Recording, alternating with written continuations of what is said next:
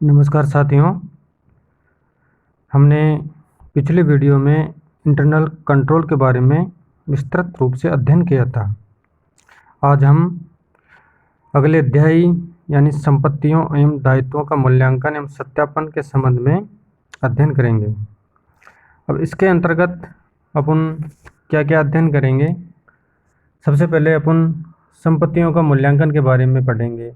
उसके पश्चात विभिन्न प्रकार के मूल्य जैसे लागत मूल्य, बाजार मूल्य आदि के बारे में अध्ययन करेंगे। फिर मूल्यांकन के संबंध में प्रचलित मूलभूत सिद्धांत कौन कौन से होते हैं, मूल्यांकन और अंकेक्षक में क्या अंतर होता है, सत्यापन कैसे किया जाता है, सत्यापन के मूल उद्देश्य क्या क्या होते हैं, संपत्तियों का सत्यापन एवं दायित्वों का सत्यापन कैसे होता है, संपत्तियों के सत्यापन के मूलभूत सिद्धांत कौन से होते हैं, प्रमाणन, मूल्यांकन और सत्यापन में बेसिक अंतर क्या क्या होता है, महत्वपूर्ण संपत्तियों का व्यवहारिक सत्यापन कैसे किया जाता है तथा प्रमुख दायित्वों का सत्यापन कैसे किया जाता है। इन सब का अध्ययन अब हम इस वीडियो के माध्यम से आपके सामने कर रहे हैं। देखिए दोस्तों, ये चैप्टर है संपत्तियों एवं दायित्वों का मूल्यांकन एवं सत्यापन के संबंध में। देखिए, संपत्तियां एवं दायित्व किसी भी व्यापारिक संस्था के बैलेंस शीट यानी चिट्ठे के अंतर्गत एक निश्चित तिथि को दर्शाए जाते हैं। यानी किसी भी संस्था का वित्तीय वर्ष 31 मार्च को समाप्त होता है तो वो स्थिति एक दिन विशेष की स्थिति दिखाई जाती है। 31 मार्च को समाप्त होने वाले वर्ष का कंक्लूजन यानी संपत्तियां इस बैलेंस शीट में इतने रुपए की है तथा दायित्व इतने रुपए का है, उनका वेरिफिकेशन एंड वैल्यूएशन किस प्रकार से किया जाता है, ऑडिटर द्वारा उसका अध्ययन करेंगे। अब सर्वप्रथम बात करते हैं संपत्तियों के मूल्यांकन की यानी वैल्यूएशन ऑफ असेट्स की। मूल्यांकन सत्यापन का ही एक आवश्यक अंग या तत्व है। संपत्तियों के मूल्यांकन से तात्पर्य यह जांच करना है कि चिट्ठे में संपत्तियों को सही एवं उचित मूल्य पर दिखाया गया है या नहीं। संपत्तियों का उचित एवं सही मूल्य कैसे निकाला जाएगा, इस संबंध में अलग अलग प्रकार की संपत्तियों के अलग अलग नियम होते हैं। जैसे स्थायी संपत्ति यानी फिक्स्ड असेट्स, करंट असेट्स, सह संपत्ति, अदृश्य संपत्ति यानी गुडविल होती है। कृत्रिम संपत्तियों के मूल्यांकन के बारे में भिन्न भिन्न नियम है। संपत्तियों का सत्यापन करते समय मूल्यांकन का बहुत अधिक महत्व होता है। यानी किसी भी संपत्ति एवं दायित्व का मूल्यांकन करना जरूरी होता है। यदि अपन वैल्यूएशन नहीं करेंगे तो बैलेंस शीट के अंदर ये पता नहीं चल पाएगा कि संपत्ति किस मूल्य पर है तथा दायित्व कितने मूल्य के हैं। ये कार्य ऑडिटर द्वारा नहीं किया जाता। संपत्तियों का और दायित्वों का मूल्यांकन प्रमुखतया संस्था के प्रबंधकों द्वारा किया जाता है। यदि संपत्तियों को चिट्ठे में सही मूल्य पर नहीं दिखाया जाएगा तो अंकेक्षक की रिपोर्ट गलत होने के कारण उसके दायित्व तो बनते ही हैं, साथ में चिट्ठा भी सही आर्थिक स्थिति प्रकट नहीं करेगा। यदि मूल्य को बढ़ाकर दिखाया जाता है तो संस्था की पूंजी क्षीण होती जाएगी, क्योंकि पूंजी में से लाभांश दिए जाएंगे तथा दूसरी ओर यदि मूल्यों को घटाकर दिखाया गया है तो गुप्त रिजर्व होंगे जिनका प्रबंधकों द्वारा दुरुपयोग हो सकता है। सही मूल्यांकन न होने पर बाहर के व्यक्ति जैसे क्रेडिटर्स, ऋण देने वाले एक्सेट्रा भी धोखा खा सकते हैं।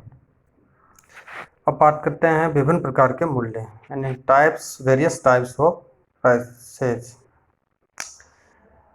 यानी लागत मूल्य, कॉस्ट प्राइस। पहला है लागत मूल्य। देखिए, व्यवसाय के स्वामी को किसी वस्तु के क्रय में जो मूल्य लगाना पड़े वह उस संपत्ति का लागत मूल्य कहलाता। अगली बात करते हैं बाजार मूल्य की यानी मार्केट प्राइस की।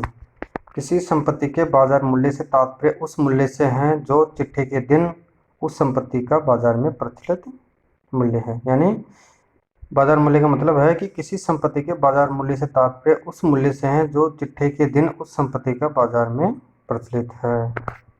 यानी जिस दिन बैलेंस शीट में कोई मशीनरी 1 लाख की दिखाई गई है तो माना कि उसका बाजार में मूल्य भी 1 लाख है, तो उसको बाजार मूल्य कहा जाता है। अब बात करते हैं पुस्तक मूल्य की, बुक वैल्यू की।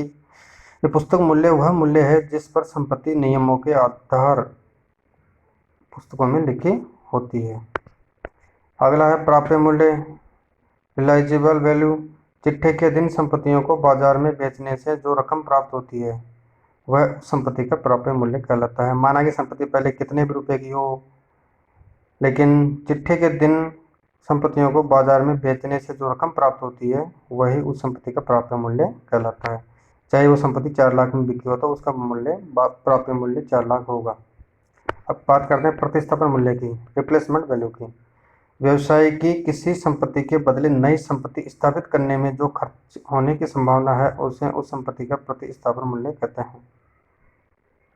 यानी व्यवसाय की किसी संपत्ति के बदले नई संपत्ति स्थापित करने में जो खर्च होने की संभावना होती है उसे उस संपत्ति का रिप्लेसमेंट वैल्यू कहते हैं। अगला है उपयोगिता अथवा चालू स्थिति मूल्य, यानी गोइंग कंसर्न वैल्यू।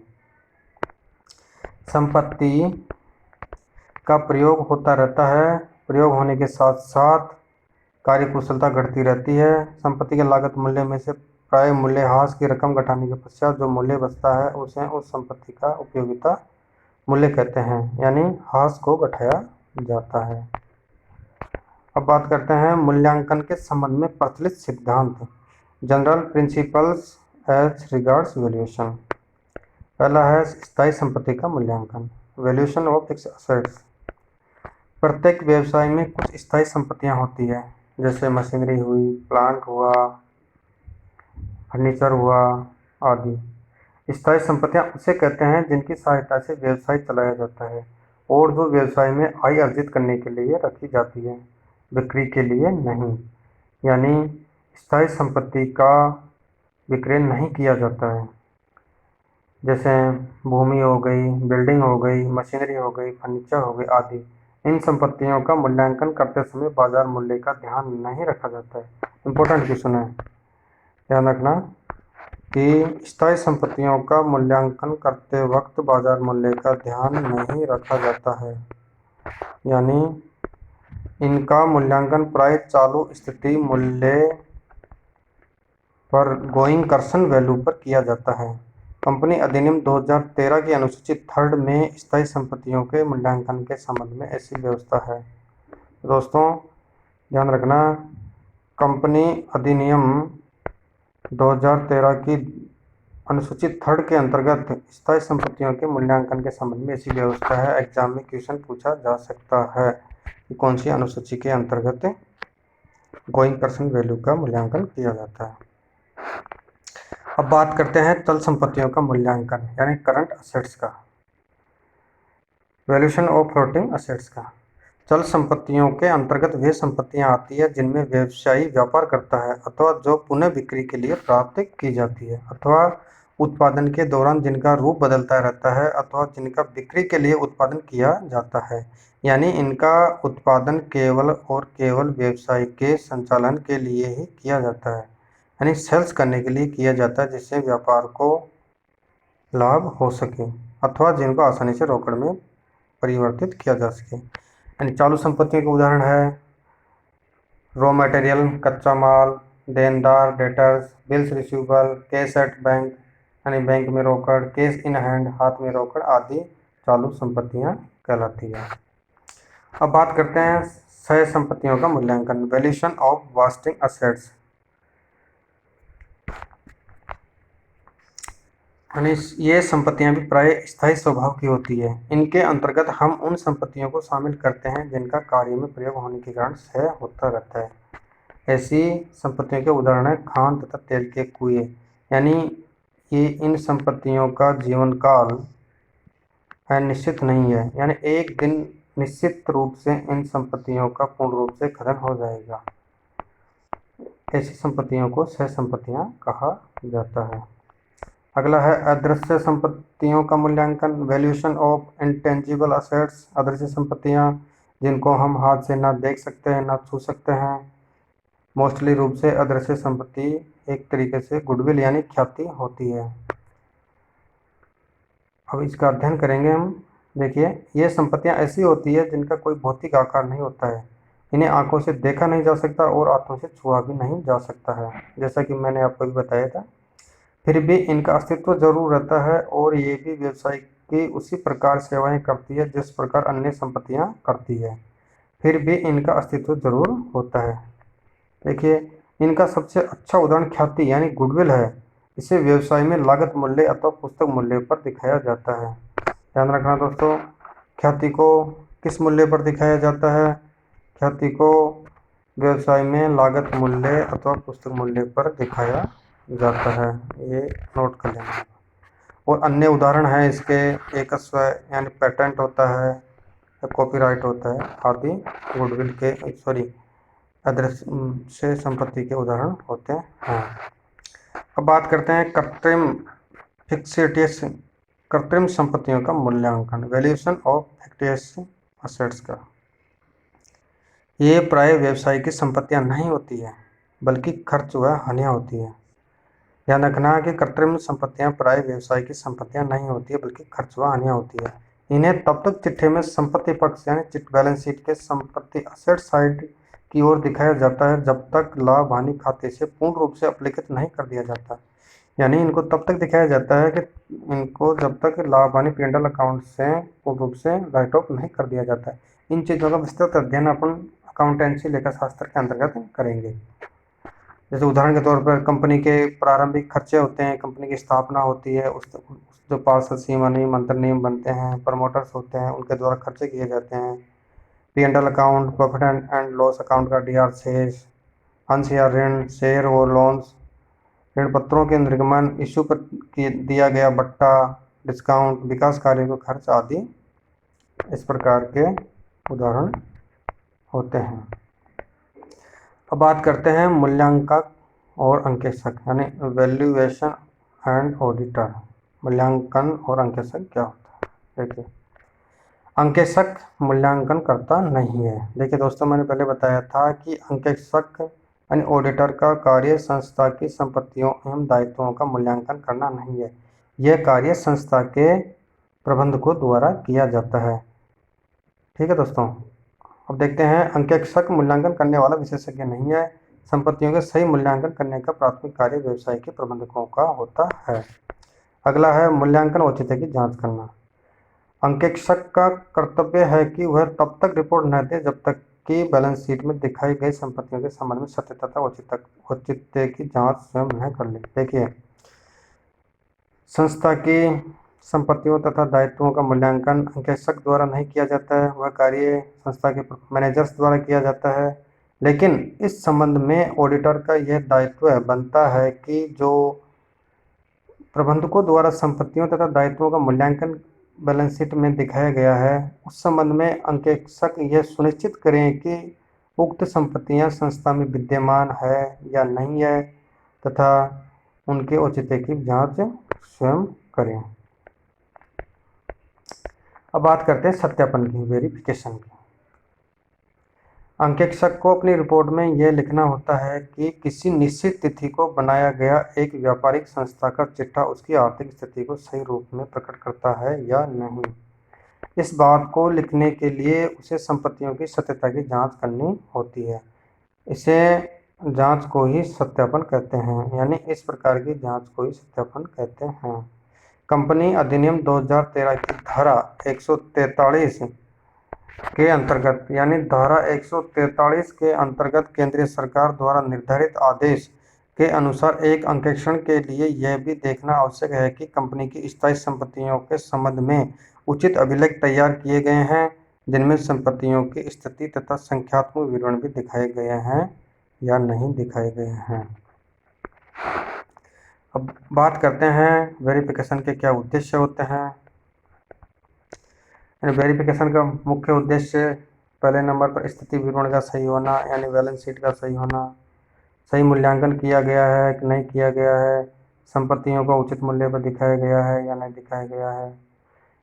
यानी सत्यापन में यह देखा जाता है कि संपत्तियों एवं दायित्वों को वास्तविकता से अधिक तो नहीं दिखाया गया है, वास्तविकता से कम तो नहीं दिखाया गया है, उनकी विद्यमानता, क्या संस्था में वे संपत्तियां विद्यमान है या उनका अस्तित्व है, क्या वो अधिग्रहण है या नहीं है, उनके स्वामित्व, उनकी ओनरशिप, उनका स्वतत्वाधिकार देखा जाता है, कपट एवं अनियमितताएं न होना, गणितात्मक शुद्धता की जांच की जाती है, यानी जो एरर होता है मैथमेटिकल, तो चिट्ठे में सही निरूपण करने का कार्य सत्यापन के माध्यम से किया जाता है। अब बात करते हैं संपत्तियों का सत्यापन यानी वेरिफिकेशन ऑफ असेट्स। देखिए दोस्तों, इम्पोर्टेंट है, परिभाषा इम्पोर्टेंट है। हालांकि परिभाषा मैंने पिछले वीडियो में बताया था आपको, 1 या 2-3 परिभाषा आ सकती है मैक्सिमम, पर देखो एग्जाम में एक एक क्वेश्चन इम्पोर्टेंट होता है, एक एक नंबर इम्पोर्टेंट होता है। एक ही नंबर आपको कई लोगों से पीछे कर सकता है। तो आप समझिएगा एग्जाम में एक नंबर का कितना महत्व होता है। तो आपको इस परिभाषा को अच्छी तरह से याद रखना है एग्जाम के दृष्टिकोण से।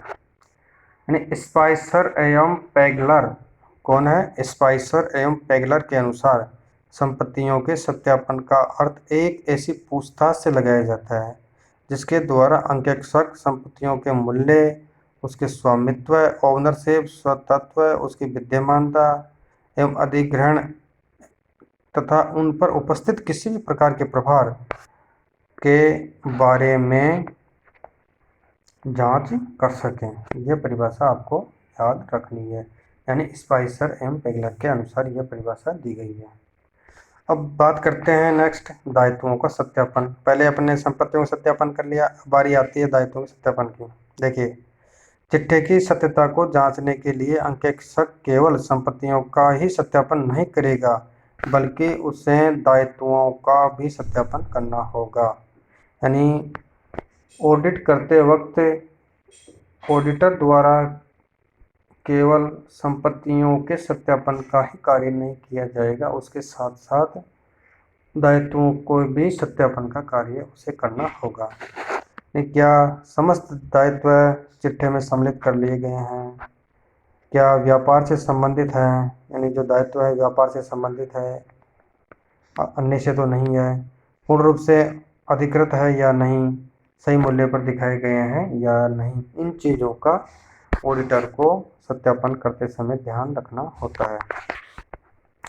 अब बात करते हैं संपत्तियों के सत्यापन के सिद्धांत। यानी संपत्तियों में सत्यापन के सिद्धांत क्या क्या होते हैं। देखो, पहला तो होता है ऑडिटर को सर्वप्रथम देखना होता है कि जो संस्था की बैलेंस शीट में संपत्ति दिखाई गई है, माना कि मशीनरी दिखाई गई है, मशीनरी 5 लाख की दिखाई गई है, तो ऑडिटर को देखना होगा कि 5 लाख की मशीनरी संस्था में विद्यमान है या नहीं है। यानी उसके अस्तित्व की जांच की जाती है, फिजिकली रूप से जांच की जाती है। अगला है स्वामित्व तथा स्वतत्वाधिकार यानी ओनरशिप टाइटल। यह देखा जाता है कि उक्त संपत्ति संस्था के स्वामित्व में है या नहीं है, तथा उसका अधिकार कंपनी के या संस्था के पास है या नहीं है, या अन्य व्यक्ति के पास है।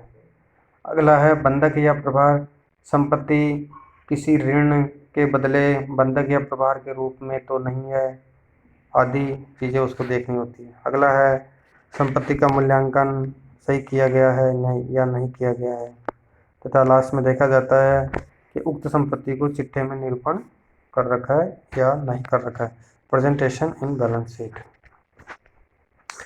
अगले बात करते हैं, इम्पोर्टेंट बात करते हैं कि प्रमाणन यानी वाउचिंग, वैल्यूएशन एंड वेरिफिकेशन में मूलभूत अंतर, डिफरेंस क्या क्या होते हैं। यानी प्रमाणन, मूल्यांकन और सत्यापन में अंतर क्या क्या होता है। देखिए दोस्तों,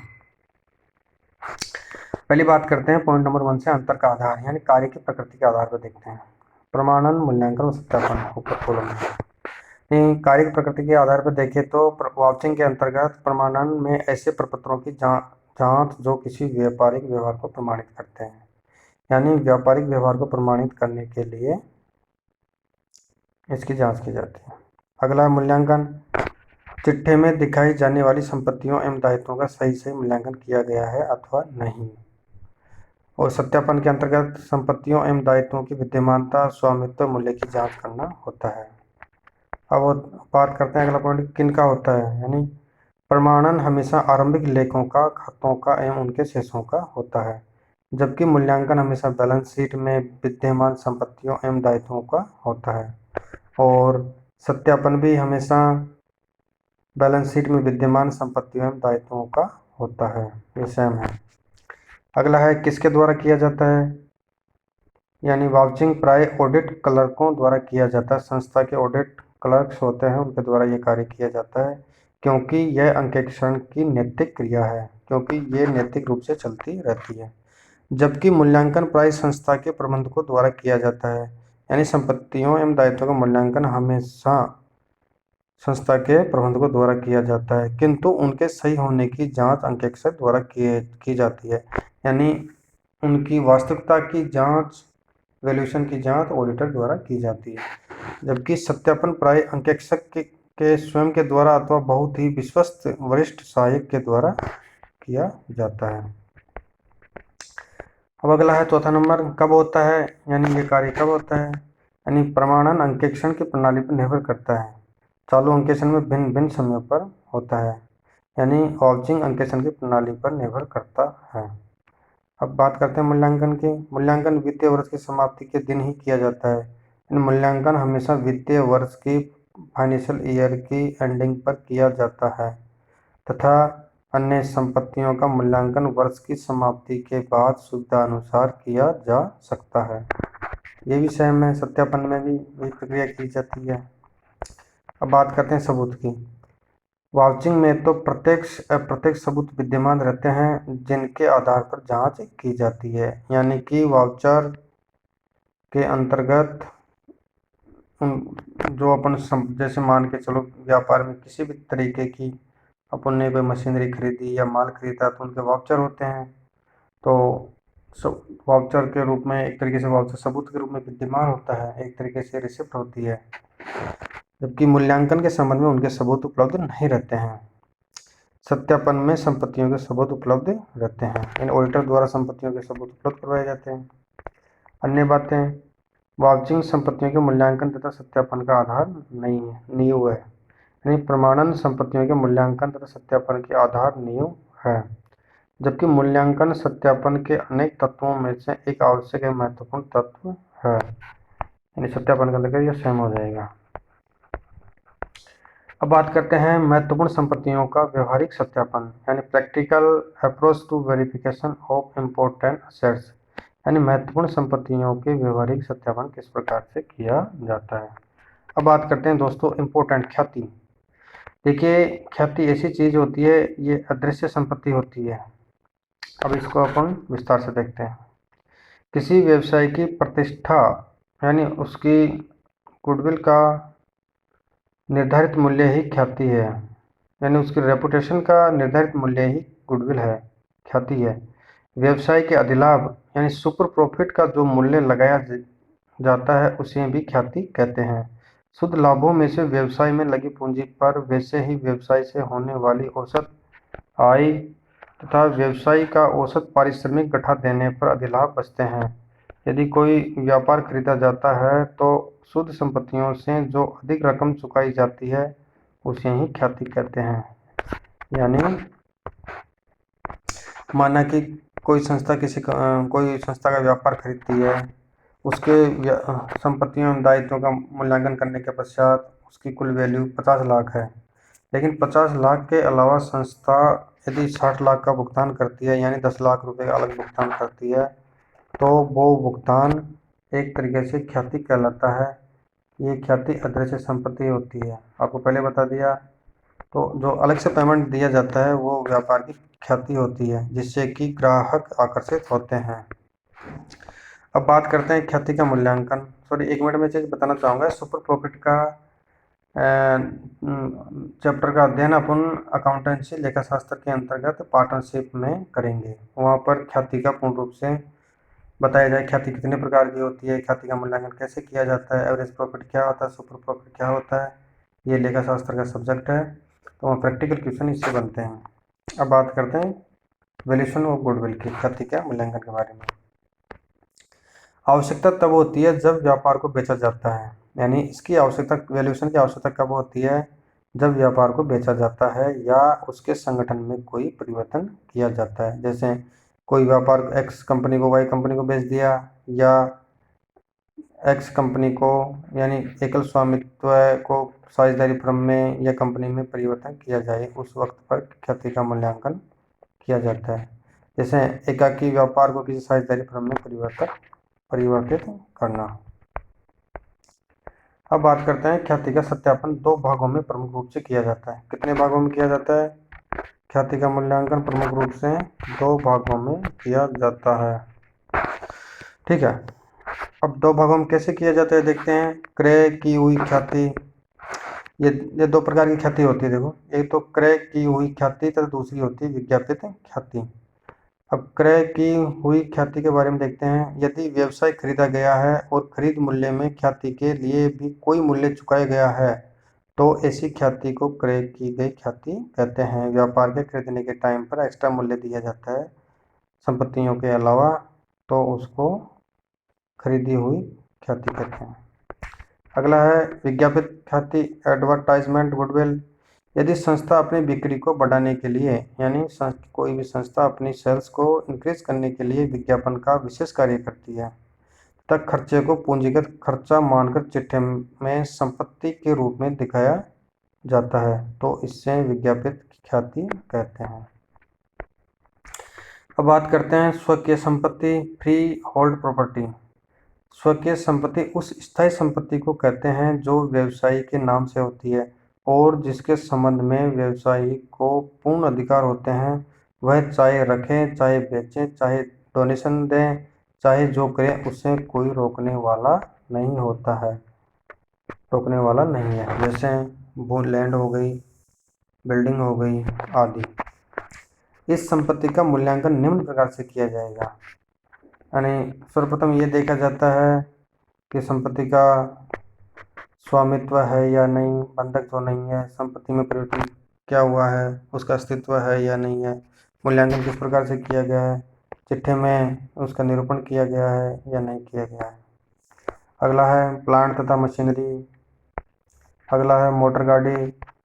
यानी स्वामित्व और अस्तित्व तथा मूल्यांकन और बंधक चिट्ठे में निरूपण की जांच की जाती है। ऑडिटर द्वारा देखा जाता है कि इसका स्वामित्व है या नहीं है, इसका अस्तित्व है या नहीं है, यानी विद्यमान है या नहीं है, इसका मूल्यांकन बंधक चिट्ठे में निरूपण की जांच आदि कार्य किए जाते हैं। अब बात करते हैं क्रय पद्धति पर प्राप्त की गई संपत्तियों की जांच। यानी जो हायर परचेस सिस्टम, ये लेखा शास्त्र के अंदर चलता है, लेकिन अभी अकाउंटेंट के सिलेबस में ये हायर परचेस सिस्टम प्रणाली शामिल नहीं है सिलेबस के अंतर्गत, तो ये थ्योरेटिकल रूप से दे रखा है यहाँ पे। सर्वप्रथम ऑडिटर को क्रय पद्धति के अंतर्गत जो मशीनरी खरीदी जाती है यानी उधार खरीदी जाती है, उसको क्रय पद्धति मतलब किस्तों को इंस्टॉलमेंट के रूप में बोला जाता है। जैसे मानो कोई मशीनरी अपन किस्तों में खरीदते हैं, तो सर्वप्रथम ऑडिटर जांच करता है, उसके प्रस्तावित यानी समझौता पत्र एग्रीमेंट की जांच करता है कि संपत्ति कितने में खरीदी गई है, कितना पेमेंट बकाया है, कितना पेमेंट दिया है, कितने कार्यकाल में पैसों को चुकाना है, उस पर क्या ब्याज की दर है आदि प्रस्तावित की जांच की जाती है। उसके मूल्यांकन की जांच की जाती है।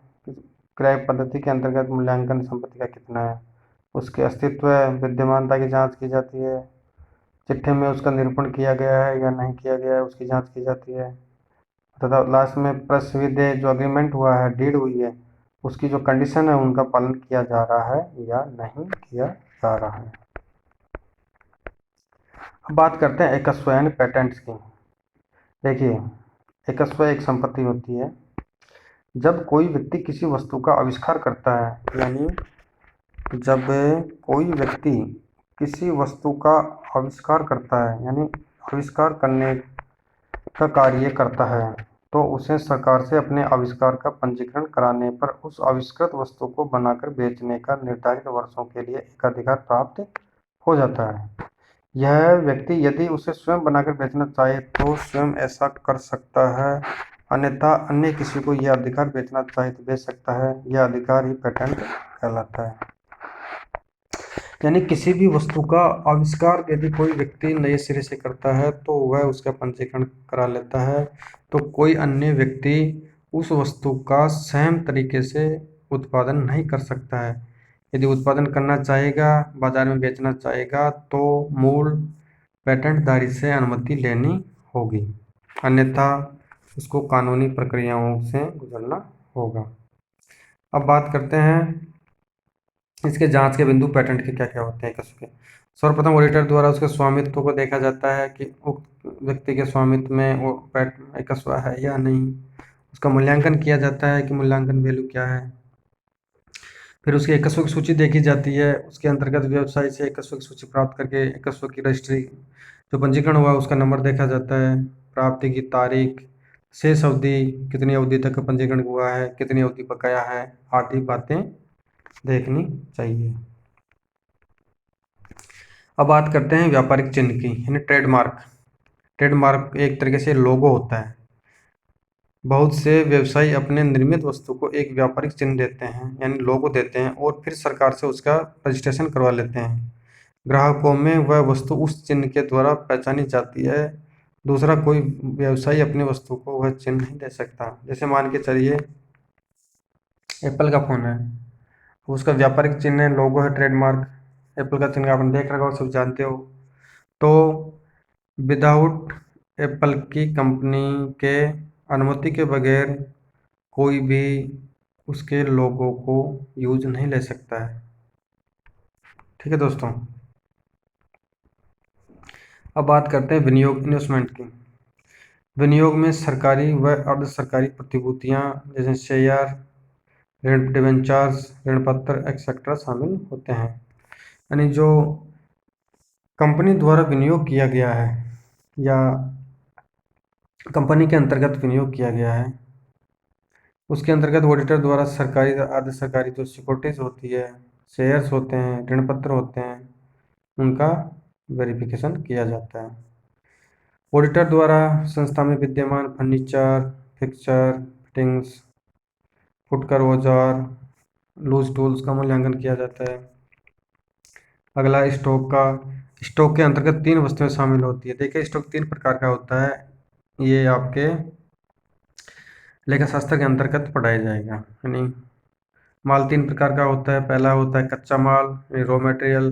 दूसरा होता है अर्धनिर्मित माल, वर्क इन प्रोसेस या वर्क इन प्रोग्रेस। और लास्ट में होता है फिनिश्ड गुड्स एंड पक्का माल। अगला बात करते हैं नकद रोकड़ शेष के बारे में। कैश इन हैंड, यानी रोकड़ बही के शेष का गले से मिलान किया जाता है कि रोकड़ बही का शेष गले के मिलान से मैच खा रहा है या नहीं खा रहा है, तब फिर बाद में रोकड़ बही की जांच की जाती है। अब बात करते हैं मार्ग में रोकड़ की। Cash in transit. देखिए कई बार ऐसा होता है कि एक व्यवसाय की शाखाएं वर्ष के अंतिम दिनों में व्यवसाय के प्रधान कार्यालय को रोकड़ भेजती है। यानी वर्ष के अंतिम दिनों में व्यवसाय के प्रधान हेड ऑफिस होता है वो रोकड़ भेजती है। इसकी सूचना तो प्रधान कार्यालय में प्राप्त हो जाती है, लेकिन रकम वर्ष के अंतिम दिन तक भी नहीं पहुंच पाती है। ऐसी रकम को मार्ग में रोकड़ कहते हैं, यानी ऐसी रकम को कैश इन ट्रांजिट कहते हैं। इसे संपत्ति के रूप में दिखाया जाता है, यानी इसे संपत्ति के रूप में दिखाया जाता है। मार्ग में रोकड़ को संपत्ति के रूप में दिखाया जाता है। इसका सत्यापन अंकेक्षक को निम्नलिखित प्रकार से करना चाहिए। सर्वप्रथम अंकेक्षक को शाखाओं द्वारा भेजे गए विवरण की विस्तृत जांच करनी चाहिए। यानी जो कंपनी की शाखाएं हैं या व्यापार की ब्रांचेज हैं, उनके द्वारा क्या रकम के बारे में या रोकड़ के बारे में क्या सूचनाएं भेजी गई है, उनकी जांच करनी चाहिए। उसके पश्चात अगले वर्ष के व्यवहारों यानी अगले वर्ष के ट्रांजैक्शनों की जांच करनी चाहिए। अब बात करते हैं प्रमुख दायित्वों के सत्यापन के बारे में। यानी जो संस्था या कंपनी के अंतर्गत जो मेजर लायबिलिटीज होती है, यानी दायित्व होते हैं, उनका सत्यापन ऑडिटर द्वारा किया जाता है।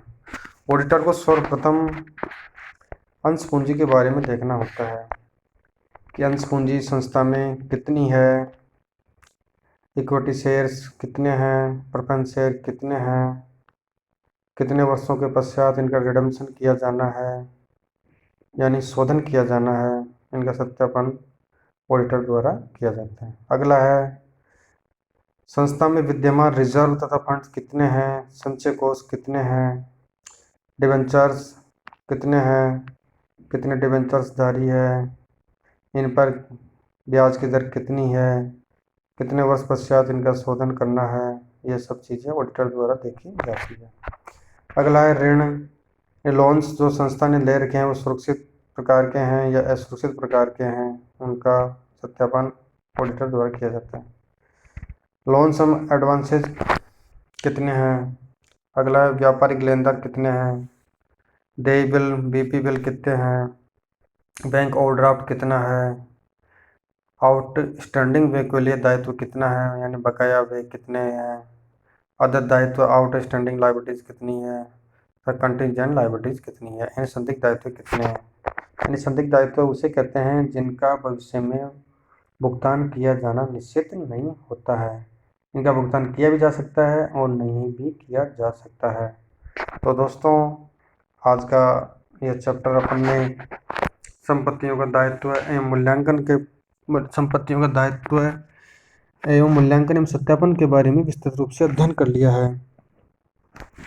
तो आपको समझ में आ ही गया होगा कि संपत्ति एवं दायित्व मूल्यांकन किस प्रकार से किया जाता है, क्या क्या इनके प्रोविजंस होते हैं, ऑडिटर किस तरीके से चेक करता है, कंपनी अधिनियम की किस अनुसूची के तहत किया जाता है, आदि बातों का हमने अध्ययन कर लिया है। तो दोस्तों आपसे निवेदन करना चाहूँगा कि आप मेरे YouTube चैनल RJ चांदा अकेडमी को सब्सक्राइब ज़रूर करें, वीडियो को लाइक और शेयर ज़रूर करें, और आपको किसी भी प्रकार की क्यूरीज कोई प्रॉब्लम हो तो आप मुझे मेरे मोबाइल नंबर पर मैसेज कर सकते हैं या कमेंट बॉक्स में कमेंट करके मुझे आपकी समस्या पूछ सकते हैं। मैं त्वरित रूप से आपकी समस्या का समाधान करूंगा। तो दोस्तों मेरा लक्ष्य ऑडिट को 16 जून तक कंप्लीट करवाने का है, क्योंकि समय ज़्यादा नहीं बचा है और सब्जेक्टें भी करवानी है। तो मैं 16 जून तक आपकी ऑडिट वीडियो के माध्यम से कंप्लीट करवा दूंगा तथा 16 जून के पश्चात मैं आपको ऑडिट की संपूर्ण PDF भी उपलब्ध करवा दूंगा। तो ठीक है दोस्तों, मिलते हैं नेक्स्ट वीडियो में। Thank you.